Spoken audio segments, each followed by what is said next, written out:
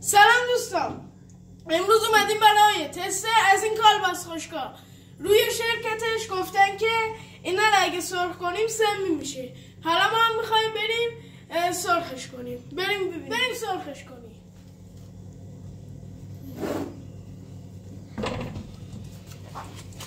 اصلا ما میندازیم داخل. دوستان میخوام حسابی سرخ بشه، حسابی میخوام برشته بشه که ببینیم اگه سمی شد که آخرش من میمیرم و الفاتحه متعال سلام. میخوام دوباره بردارم زیر رو روش کنم.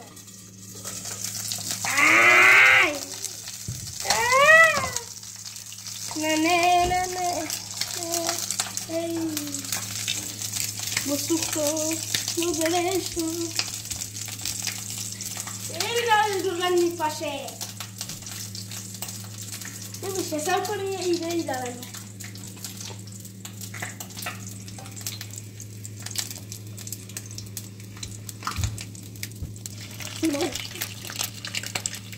بریم برای تستش.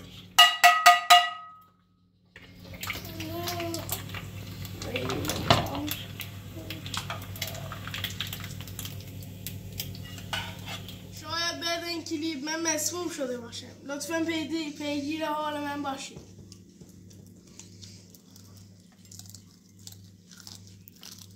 مزهش چطوره؟